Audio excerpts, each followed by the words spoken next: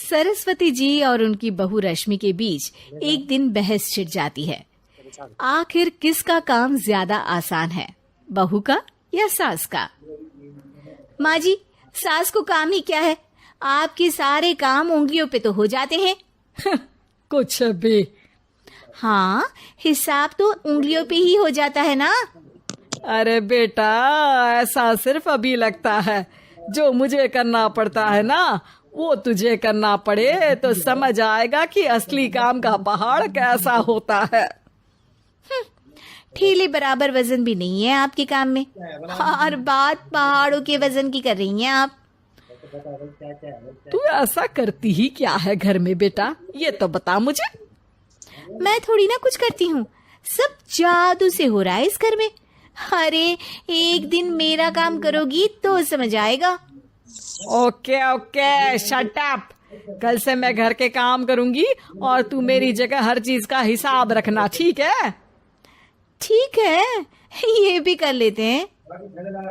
ये सास बहू की डील के बारे में रश्मि के पति अमन को नहीं पता था, और ना ही अमन के पिताजी सुरेश जी को। पर गेहूं के साथ साथ जैसे घुन भी पिस जाता है, ये दोनों भी पीसने वाले थे। सुबह अमन उठकर रेडी होता है ऑफिस जाने के लिए, तो पता है उसके कपड़े नहीं निकले हुए हैं। अरे रश्मि, तुमने मेरे कपड़े नहीं निकाले? अपनी माँ से पूछो ना, उन्हीं का काम है ये। अमन अपनी माँ के पास जाता है। अब मेरे कपड़े आज आप देने वाले हो क्या माँ? हाँ, देना तो मुझे ही चाहिए, पर तेरी बहू ने कपड़े धोने ही नहीं डाले, तो कोई भी धुला हुआ कपड़ा नहीं है बेटा। हैं? ऐसा क्यों? कपड़े तो धोने आप ही देते हो ना माँ? अरे बहू ने तुझे बताया नहीं, अब हम अदल बदल गए हैं।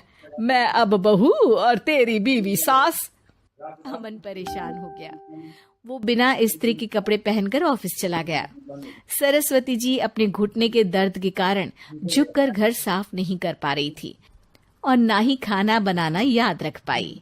उधर रश्मि पहले ही दिन घर की चाबी घुमा चुकी थी और 300 रुपए का हिसाब अलग नहीं मिल रहा था। पर दोनों का ही घमंड कैलाश पर्वत से भी बड़ा था, और दोनों ही खेमे एक दूसरे की बात मानने को बिल्कुल तैयार नहीं थे।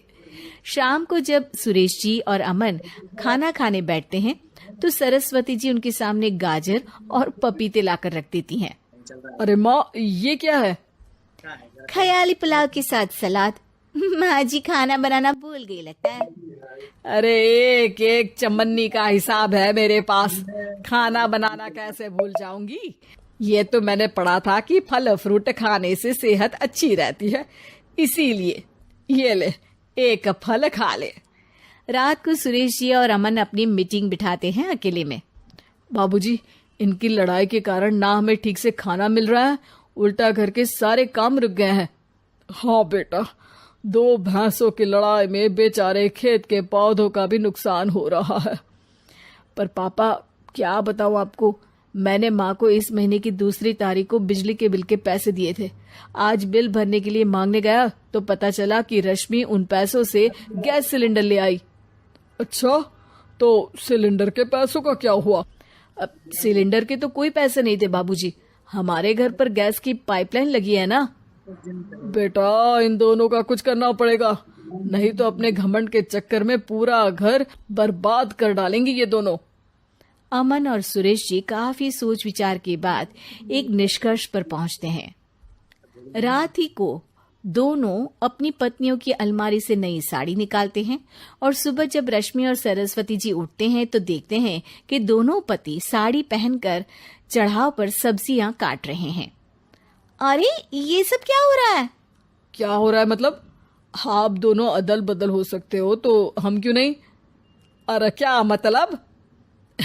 नहीं नहीं, मेरी भी बचपन से किसी की बहू बनने की इच्छा थी, तो आज से सरस्वती तुम बड़ी बहू, मैं मिडल बहू और अमन छोटी बहू। अरे लेकिन सब घर पर बैठ जाएंगे तो कमाएगा कौन? ये घर कैसे चलेगा?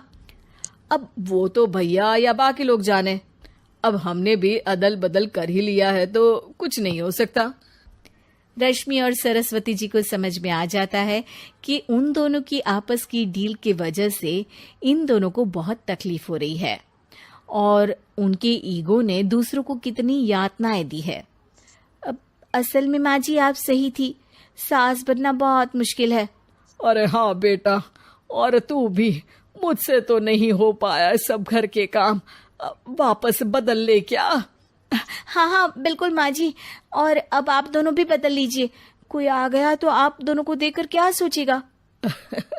अच्छा है, आप दोनों के समझ में ये बात तो आई।